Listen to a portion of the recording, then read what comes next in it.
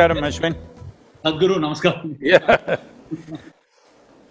So, you're doing well in Chennai. Chennai is exploding with all these infections, huh?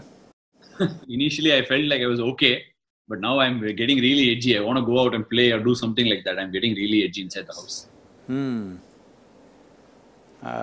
No, but Tamil Nadu was well controlled in the beginning, first 3 weeks, but now it's going off. But isn't it like the fact that it will go in high numbers all over the country? I don't know, because the numbers are increasing every day. It's getting a little concerning. Yes, it is. At the same time, almost 70% or 75% is within 20 districts. That way it's not spread. But now this migrant labor has gone across the country, back home. So will they spread it there is a question. But I generally feel the rural population may be having enough immune system within themselves that they may not be casualties there big time except very vulnerable, very aged group of people. See, everybody is talking about this herd immunity and all this stuff. If you go that way, if you go towards herd immunity, you will wipe out the geriatric population in the country or in the world. So, that is not really an option, but if it goes away, runs away in that direction… But Sadhguru, tell me something in this current situation where we are standing. What is the direction that people should look for? Because at one side of it, a lot of people are looking for livelihoods. A lot of people, I mean, thankfully we are all blessed. I'm in the blessed category where I can still have sufficient to eat on a day-to-day basis and still manage to handle my anxieties. Then there are another set of people who are struggling to run their businesses. The economy is suffering. What is the answer to this? How long will people have to bite the bullet? See, no nation can afford to close itself down forever, okay? We have done exemplarily well, actually. Over 65 days, we've been closed. I think with 95% pass mark, maybe 2 to 5% might have failed, but largely we've done that. But the nature of the virus is such, if there is one person left with infection, he will again start a new cycle. That's how it is, because even if you have been infected once and you come out negative later, still you're vulnerable to infection. That is what we are seeing. So having said that, it is… unfortunately, maybe in the end we only have to think of herd immunity, but that will be a terrible thing because our parents, grandparents will all get wiped out. That's what it means. So, there is… see, there is no clear voice from the scientific community anywhere in the world to say this is the nature of this virus, we can do this. There is no clear voice about that because nobody has figured out what exactly it is. There is still debates going on. I was talking to, this Global Doctors Association, and they are saying every day they are publishing now, writing 128 papers per day is being done, thousands of papers. Every day somebody is discovering something new about the virus and they're writing on it, 128 per day, average is happening. So, that means we are that confused, all right? So, without a clear perception that this is the nature of the virus, this is how it'll behave, even if we don't find a vaccine, at least if we have a proper, treatment protocol, we can feel comfortable. Right now, there is no treatment protocol. Somebody says take hydrochloroquine, somebody says take that Ebola drug, somebody says take the HIV drug, somebody says drink Lysol. It's like variety of things. Well, we are giving Nilavembu to everybody. We just we're shooting in the dark, literally. Only thing we can do is strengthening the immune system. For this, we have protocols, which is what we are doing, and we are trying to mass, implement it as far as possible. Some simple yogic practice, little bit of care about what you eat, and a few other Ayurvedic and Siddha concoctions which will boost the immune system. This got nothing to do with the virus. something to do with us. With the ability to fight. Sadhguru, just one more question I've been wanting to ask, and I seem to find it very difficult to get answers very clearly. You can ask me any question, don't throw me carom ball and all, I'll hit it for a 6, be careful. No, I'll come to your cricket abilities very soon, Sadhguru, because I've seen you play all sport. I want to understand, what are you? Are you a bowler or a batsman, Sadhguru? I was an all-rounder in the school, but once I got to college, I got more involved with field hockey and kind of dropped my cricket. Okay, but did you find cricket exciting or hockey was a better sport? Hockey was more exciting because you were always on your feet and doing something. Cricket today, the way you guys are playing, whatever 2020, all of you are on the edge. But otherwise, those days, if they put you on the boundary, you just stand there for 20–30 minutes doing nothing in the sun, okay? So, it was not my cup of tea. Sadhguru, the question I wanted to ask was, in general, over the last… I've lived for 30 years, so in the 30 years, whatever has been struck, a massive earthquake in Christchurch, a tsunami in the borders, Indonesia, India, all these borders, for everything that has sort of been very emergency, we have found a mechanism to deal with it, right? At least, if not then and there, we've had a tsunami alert system, an earthquake, a resistant building mechanism, alerting people. All these things are always come about, and we boast ourselves as a very modern tech. We're very, very advanced in terms of technology. How did we not see this coming? And like literally you said, 3–4 months, and most people are not able to come up with an answer. Isn't that scary? Well, see, whenever major events happen, we find answers with tsunami after the tsunami is over, all right? So next time, will it work the same way? We don't know. But natural calamities, there is a history of thousands of years of memory and history and experience of it. Even though we are surprised sometimes, we still know what it is because it hits you at a certain time and it's over. If a tsunami happened, 10,000 people died, that's it. It's not going to come every day and kill you, that's a different kind of thing. So, earthquakes have happened in Gujarat and all, it killed nearly, I don't know, from 100,000 people, I think. So, but it's a one-time thing. Only thing is, it also destroys your property. This leaves your property, just cleans you up, all right? This is a different kind of thing. This is the nature of virus. In the last 50 years' time, of the 335 diseases, nearly 70% are zootonic, that means they've come from the animals, either bacteria or virus. So this particular virus is not a deadly killer, that is the advantage and that is a big disadvantage. See, when the influenza and other things happened, what is called a Spanish flu today, it just killed everybody. When the plague came, it just wipes out a whole village. So, the response to that was different. Here, the problem is most of them are asymptomatic. Nearly 80% are asymptomatic and they're going all over the place spreading. There's no sign of any illness. So it's like you're sitting, you and me could be carrying it and we don't know because it doesn't show any signs.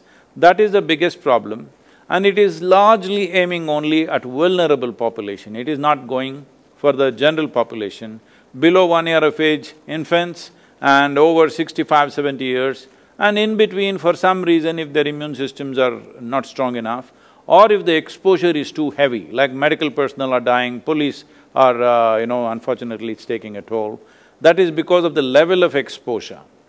So having said that, why we don't have an answer is, definitely there is something strange about this, but at the same time, at any time when we had these epidemics and pandemics, especially the virus attacks that we've had, we never figured it out, it just went away by itself. Because virus doesn't see you as an enemy, it is seeing you as a habitat. So it is not interested in killing you. Probably in a few months, it will learn the nature of or the strength of the human system and adjust itself, kind of mutate itself to a lower level of intensity where it can live with us. Right now in our bodies, millions and millions of, viruses and bacteria are living with us right now. For example, tuberculosis for example, if you take it, Right now, India has set a goal by 2025, we'll get rid of tuberculosis. The basic test that is done for tuberculosis around the world is called Mantoux test. If you and me go for a test, any Indian goes for a test, we will all show positive. We all have tuberculosis bacilli, but we don't have the disease. But all Indians have it. So, the tuberculosis bacilli, we want to eliminate by 2025, but they're all living with us and we have no issue, most of us. Only if its concentration goes to a certain point, it becomes a disease. Otherwise, almost all Indians carry this quite normally. If the same level of bacilli happens to, let's say, an American or a European person, they will fall sick. We are not falling sick because we have lived with that for so long. So that is what we are looking for as a solution, that's what herd immunity means, that at some point we may get used to the virus. But before that, how many lives will it take? This is not a decision that you make, it may go that way, unfortunately. Okay, an interesting question I've been wanting to ask you for a long time, Sadhguru. This thing where you speak about Ramayana, Mahabharata and all our so-called mythology now, everybody has a different connotation to whether it happened or didn't happen. No, that argument is only in Chennai. Whether it happened or not. These are beliefs, I do not want to get into it, but you said something very interesting when it came to all these epics or mythologies, however you seem to believe. You said there is so much to learn rather than testing the authenticity of whether it happened or not happened. Right. Do we have anything tracing back to those times in order to deal with such a situation that we are in right now? See, the advantage that those times had was, the concentration of population has never been like this, okay? So if it did happen, let us say it happened in Ayodhya, it would not come to Chennai for sure. Only Rama came, he should have brought, but 14 days quarantine would have happened by the time he walked down. Maybe, he walked through the Ram Setu dam the thing as well, so it must have gone there as well, not a problem. No, by the time he walked from Ayodhya to Tamil Nadu border, more than 14 days, so quarantine was over. And he must have traveled, he must have walked through, right? Yes, by foot. So it would have taken months, so by then it was over. It's because of air travel. It is essentially because of air travel, so quickly it's across the world. Right. In fact, I felt like I came into India from New Zealand in March when the virus was actually hitting through the, Singapore and the Chinese region and going into America and all that. At that point of time, it didn't feel like, all of us were sitting inside the zone of saying, you know what, it will not happen in India. There is so much heat, there is so much, in fact, rightly put, so much ignorance amongst the people. Sometimes we shut our eyes inside a closed room and believe there is nothing happening wrong. Even today, I was talking to a couple of my cricketing colleagues and they happened to say, it's become normal. We have to deal with it like cold and fever. We are not yet there, right? No. See, young people may deal with it just as cold and fever. That too if they're, if they have a sturdy constitution. But that's not how it is. People are just falling dead all over the place. When nearly 500,000 people have died, you can't say it's cold and fever. But at the same time, every year, influenza in America kills 50,000–60,000 people, like this. But this is not going to pass like that virus. This can continue and come back in waves and waves. It is possible, but we still don't know.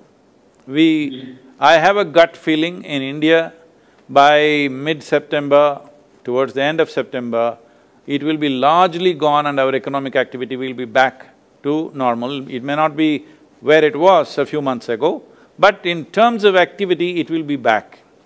But I have no data, not an iota of data to support my gut feeling. There's no data. Now, gut feeling is the best feeling that we all can have in terms of reassurance. But just on another note, Sadhguru, I saw some article and some video where I'm sure you're aware of Leonardo DiCaprio, who's doing a lot of things with regards to climate change. He had put out a tweet and an Instagram post saying a lot of people who have been affected by pollution over the years are tending to receive this virus in a very, very, detrimental fashion. Is this virus in any way a relation of what we have done? You said there is something funny about it. Any relation to what we have done to the environment and how we have, just polluted and populated it all over the place? Is it our doing?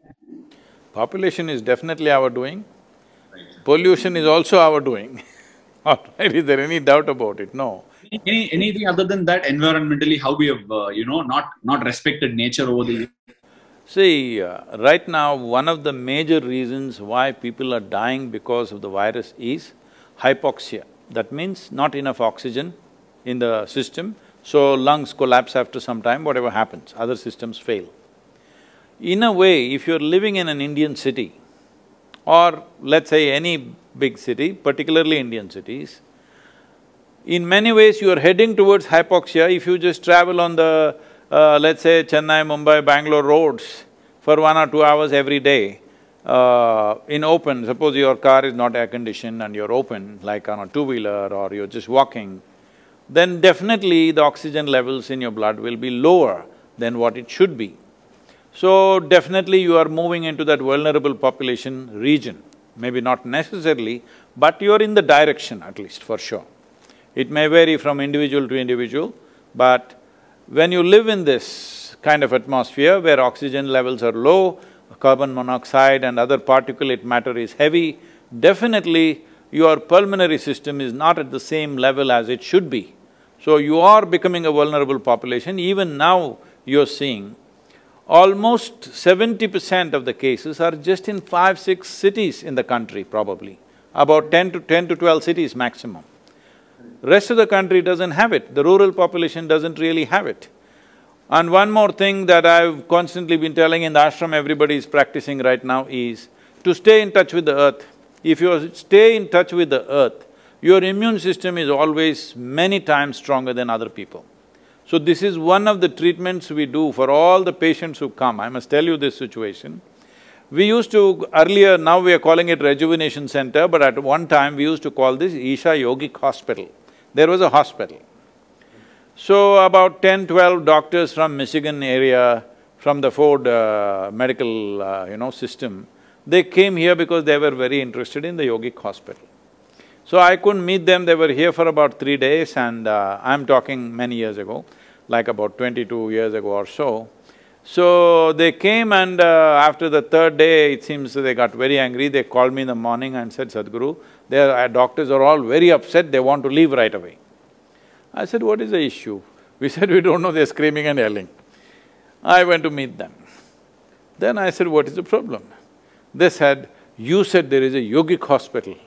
We walked around everywhere in the center, there is no hospital here. Oh, I said, okay, your idea of a hospital is that there must be beds, people must be lying down, somebody must be serving them. If you provide that kind of hospitality, nobody will get well. See, children always like to fall sick. How old are your children, huh? They're about 5 and 3.5. Yeah, that 3.5 guy, watch him, because they like to fall sick. Because when they are sick, everybody does mo, poo, poo, poo, poo and all that. They love it, okay? Every child learns at an early age that if you are unwell, if you are miserable, if you cry, you get lots of attention. If you're happy, joyful, screaming and dancing around, you don't get attention. This is a thing that every family has to change. So I said, no, that's not the way it is. I had about 110 people on that day who are going through some treatments. I said, see, in this hospital, we wake them at 5 o'clock, 5:30 they have to be there for the sadhana, 8 o'clock sadhana is over, then I put them to work in the garden or in the kitchen or somewhere else where they have to use their hands and everything, and they may get little more rest than others, that's it, they're under medication and practices, but they have to be involved, and especially with the earth, they must be involved. Then I took them around and made them meet all the people who were working in the garden. Our patients were all working hard. So they will want to get well if you make them work hard, always. Because you said that you need to be in touch with earth, I'm asking this. There are two schools of medical treatment, it's not two, maybe more than that. But off late I'm getting attached to this sort of theory where the body knows to treat itself. Are we over-treating ourselves because we get an influenza or a virus? Is there a tendency that we over-treat our body and kind of misguide it? I would say I cannot comment about you as an individual, but as a human population, this generation of people, are we over-treating? 100%, we are over-treating. We are overdoing everything. In the sense, right now, the pharmaceutical industry is bigger than the food industry, I think. Am I right? It must be. It is. On becoming the biggest right now. Yeah. The largest industry is arms and armaments. Second largest is pharmaceuticals. The third one is alcohol and tobacco and these things put together. So one is a clear death, another takes you towards it, another pretends to get you back. Having said that, I am not trying to discount the impact of modern medicine. You and me are alive today, probably only because of modern medicine. Otherwise, small things could have killed us. Average life expectancy of an Indian was 28 years in 1947. Today it is 73 or 74, which is a significant achievement for the nation. But that's not happened without vaccines and things like that. Otherwise, anything, smallpox, this, that could have killed us. So, our life, we owe it to modern medicine, there's no question. But in present conditions, at the level of concentration of populations that we have, without modern medicine, I don't think we can survive. Without pharmaceuticals, you cannot survive. There was a time when people lived in nature, there was substantial space for every human being, then it was possible to just eat some leaves or eat some fruit or just fast for 2 days and get well, all this. Even now you can do if you're maintaining your lifestyle like that. But every day you're out in the town, meeting 1,000 people and mixing with people, then if something catches up, then you better take some medicine, otherwise it'll be risky. Sadhguru, another important thing as far as I was concerned, I was very enamored by the whole thing of Cauvery calling, right? And you explained in detail about what Cauvery calling is and how much of deforestation has happened, and we need to reforest them to get the land back. Water needs to be… the land needs to have the ability to hold the water on and all that sort of stuff. How far are we in the zone of rehabilitating? I know it's a long-term process, but how much have we made strides, Sadhguru? See, the significant thing is the Karnataka government announced subsidy for the farmer. For every tree, 125 rupees subsidy has been allotted. Not only that, for somebody who encourages somebody to plant a tree, he gets 5 rupees. Suppose you are the farmer, I make you plant 100 trees, now I get 500 rupees for this. So now we are training youth to be agents of change. So they can take this up like a part-time profession, that they meet the farmers in the local areas, because they know each other, they're related largely, they can talk to them and encourage them and may facilitate this stuff, because both will benefit. He will get subsidy, this guy will get 5 rupees commission for that. So this process is already on. This monsoon we were to go full on, but now we are like little slowed down. But still, I think in Karnataka we are planting about somewhere around 70 lakhs or 72 lakh saplings, which already farmers have been booked for. So this is a comprehensive thing, that it is a combination of trees so that the land rejuvenates. Right now UNCCD is very concerned about India because our soil is dying. See, when we say soil, we are just talking about largely 39 inches of topsoil. On an average in the world, there is 39 inches of topsoil. Almost all life happens in this 39 because of these 39 inches of soil. Tamil Nadu and southern India largely considered a blessed land because where we are right now, we have nearly 18 to 20 feet of topsoil, which is a fantastic thing.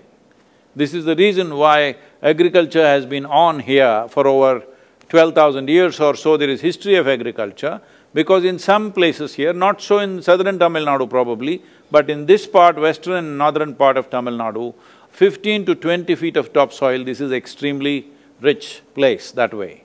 See, we may think Richness means we struck oil, gold, diamond, this one, that one. But for the next generation, if you want the next generation to live a rich life, when I say a rich life, I'm not talking about your stock market or your bank balance or something like this. Well, clean air, pure water, nutritious food, and life is throbbing within you, this is a rich life.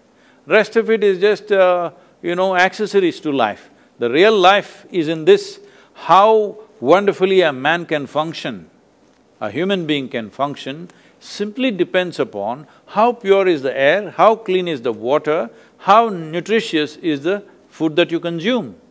If there is no strength in the soil, right now nearly 42% of Tamil Nadu soil has been declared as fallow. That means it's becoming desert. So there is a whole movement to stop this desertification, but nothing much has happened on the ground. Too much talk has happened, conferences have happened, papers have been written, but on the ground, this is where Cauvery calling came in. For that, so many people are protesting against that. Do you know this? They're all located in Chennai only. They are saying it's dangerous to plant this many trees. Can you believe that? They're saying it's dangerous. Before these people came or I came or you came, what was here on this land? This land was all trees. So how does it become dangerous to put back the trees? Simply because they're only looking at it in some way, because there is no money in this, that's their problem, I think. Because in every ecological thing, conference, go here, go there, there is money. Now action on the ground, there is no money, you have to spend from your pockets.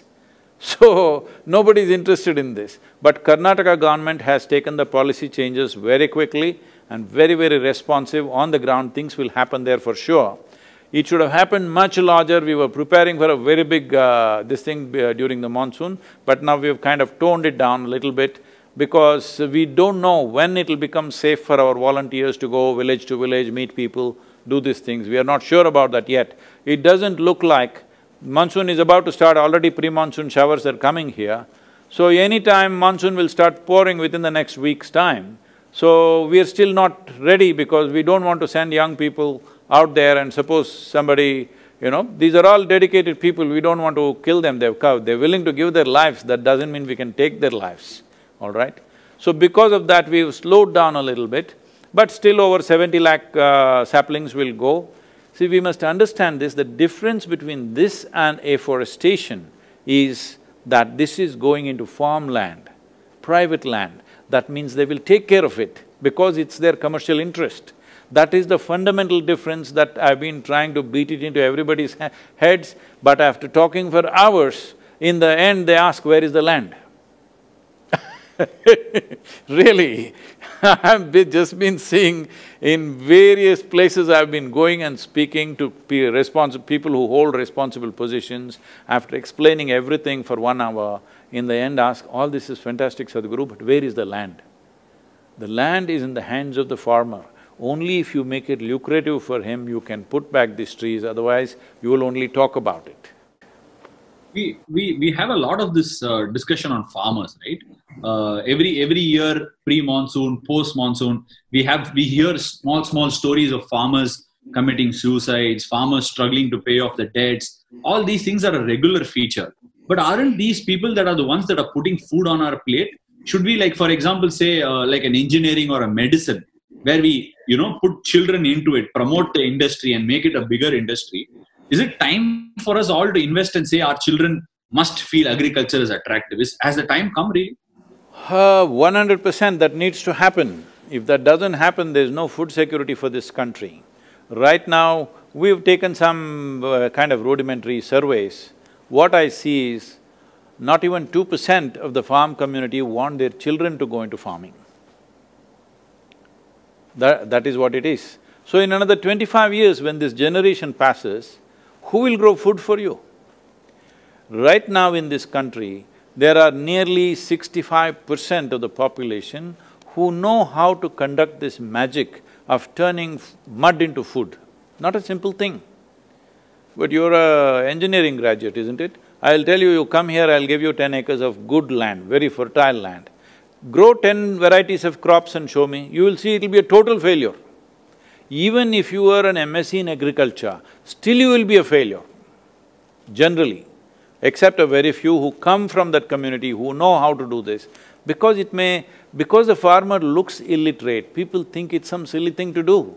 It is not, it is a very complex and very time-sensitive operations, the way it is done, the farming. Because the guy looks undernourished and badly dressed, we think it's something not important. You and me are eating only because of him.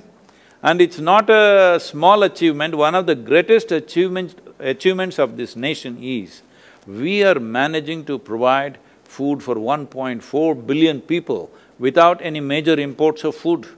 There's no any major import of food, actually, we're exporting a little bit, a few small things are coming in. But generally, we are able to provide. See, even in a situation like this, right now this virus situation, even now, during this pandemic, we have enough food. How to reach that person who has no money is another problem, but we have food in the country. Suppose you don't have food in the country, then that disaster is totally of a different nature. So farmer has done a fantastic job with no great technology, no great science, just with traditional knowledge. The only problem that he is facing, why you're seeing these suicides and other things is, one thing is, there is no power of scale over generations, because we have history of thousands of years of agricultural history. Over generations, it's become smaller and smaller and smaller. Today, the average land holding in the country is 1 hectare, that is 2.25 acres. In 2.25 acres, or for every 2.25 acres, there's a barbed fence, there is a borewell, there's an electric connection, there are pipelines. It's a complete waste of resources. For the amount of money that goes into it, there is no way he get to make it lucrative or profitable for himself. So this is what is leading to this. So right now, this FPO movement, we have one of the best run FPOs in Tamil Nadu is run by us here in this region. It's an organization of about 1,200 farmers. Now we are seeing how to scale this to 50,000 farmers. Right now, on the ground, nothing much has happened. All we have done is to show them it works. All we have done is, there are 3-4 youth always on the phone negotiating these products.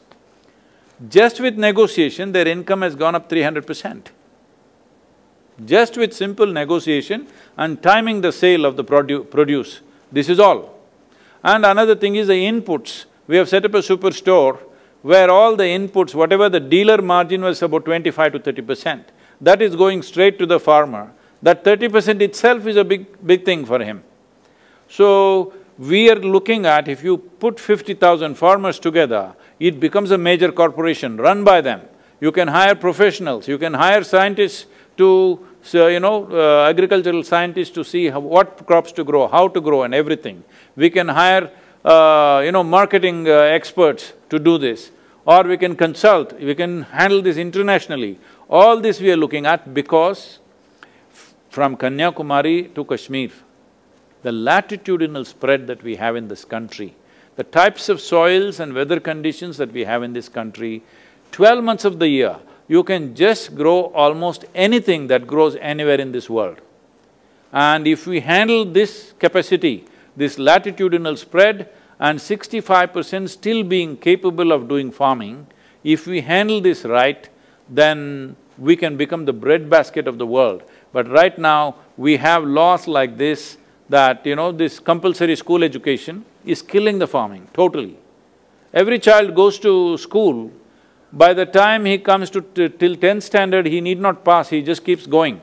Without learning 2 plus 2, millions of them have reached 9th, 10th standard. Only in 10th standard he gets filtered. By then, he is physically not competent to work in the farm, mentally completely in a different way. He thinks he's educated just because he's gone to school. So, we are completely destroying the future of farming in this country. It is time educated people invest and invest their children in the farming, because it can be done in a very good way, there is enough science and technology. What is lacking is scale. Scale can be achieved by bringing them together as a farmer-producer organization. There were many tax and other things which we got relaxed now. See, for example, if you are a farmer, how much ever you earn, there's no tax for you. But if 10 of us farmers got together and made an FPO, then there is 30% income tax. So why will we come together? You're ensuring we don't come together. So I appealed to the Prime Minister and he relaxed up to 100 crores earning, there is no tax. But now I'm pushing why 100 crore limit? If farming has to survive in this country, you cannot give teachings, you cannot run agricultural institutions. All you have to do is make it lucrative. If it's lucrative, it will survive. Sadhguru, forgive my ignorance if this question is not pertinent, but if you take a look at big communities in India right now, one is the movie industry is big. I'm not well versed with the movie industry. The cricket industry is really large. But so when I speak about the cricket industry, until Kapil Dev lifted the 1983 World Cup, and later on when Sachin Tendulkar came into play for the country, the game was largely not money driven. It was telecasted free of cost on TV. Then the TV rights came and the players started earning more. Is there a possibility, the way you're saying how large a scale this agriculture is there a possibility that such people can come into the mix and make this a really large and phenomenal industry? Is there a possibility? Yes, what else do you think I'm doing? That's what I'm trying to do. We are putting our energies behind it, we are raising money for this, and above all, giving a voice to it. See, right now, because you mentioned the word suicide, suicide in not some… See, individual people unfortunately will commit suicide for a variety of reasons. When over 300,000 people commit suicide in a matter of 15 to 20 years for one reason, one particular reason of farm distress, nearly 300,000 or more than 300,000 people have committed suicide, let's say in this century, in the last 20 years. It's actually in about 15, 16 years, let's say 20 years. Because some people will always debate, no, that guy died because he had family issues, this, that they're saying. But I'm asking you, usually the explanation is, that's because he couldn't pay his bank loan, he killed himself, this happened, that happened. I'm asking you, suppose you are a farmer, you have a rich soil and abundant water, no matter what is your situation, would you commit suicide? Or would I commit suicide? Definitely not. Right now, the distress is the soil is so poor. Soil is so poor. Why did it become poor? You can keep the soil rich only by putting organic content into it. See, soil is full of life. If you… I don't know if you've been in a rainforest or, in southern India itself, in Western Ghats, if you go inside the forest, just pick it up like this, you will see it's bursting with life, the soil. That's how it should be. But right now it is plowed and left open for 8, 9 months. It's really dead. First 9, 10 inches, 12 inches where the crop goes is completely dead. Whenever you fly from Chennai to Delhi, now you're in the Delhi team, I heard, so you have to fly Chennai to Delhi, every 5 minutes look out of the window. You will see India looks like a brown desert, except a few green patches here and there. Most of it is a brown desert because these are all agricultural lands. When there is no crop, they're just plowed and left open to kill the soil. So this kind of practices we have come to because we saw Europeans doing massive, industry like farming. But now they've all changed, but we didn't change. We are still doing the same thing. It is very important. See, suppose you grow 1 ton of, let's say, sugarcane or paddy or whatever from the soil, what you have taken out is 1 ton of topsoil, isn't it? Yeah. You have to put it back. How can you put it back? The only way is leaves from the trees or animal waste. Trees are gone long time ago. In Cauvery basin, 87% of the tree cover has been removed in the last 70 years. And animals are all traveling abroad. There are no animals on the farm. People think tractor will do it, tractor will plow it, but tractor will not enrich the soil as animals would. Animals would work also and enrich the soil also. But now they're all gone, people thought they're useless. And we are thinking just by putting salts, everything will be okay. For all those people who don't understand what I'm saying, in our meal, in southern Indian meal, without salt we are not eating any food. Little bit of salt and so many other things. Instead of that, make it 90% salt and 10% whatever else you want to eat. One meal if you eat like that, you will understand what you are doing to this soil and to this country. Okay. Thank you, Sadhguru. Anything else, Sadhguru? Well, the sport in the world uh, may not be the same for next 12 months probably. No spectators, so there is no big excitement and stuff like that. But I think this is a time we should learn to live with, because there is no point risking those people who are vulnerable. Risking their lives is not our business. Because I am not vulnerable, I will go and do whatever I want to do, is not a human way of doing things. We have to respect that. And we must make sure that the casualties are minimum. And at the same time, we must focus on putting this nation back on the track, whether it's economy or sport or culture, everything should come back as quickly as possible. We can't just be locked up forever, but in a very responsible and conscious way. Thank you, Sadhguru. It's been a pleasure. It's been a dream for me to do this. Thank you for honoring. Thank you so much. Namaskaram. Thank you very much. All the best for you for whatever match is coming up. Thank you, Sadhguru. Namaskaram.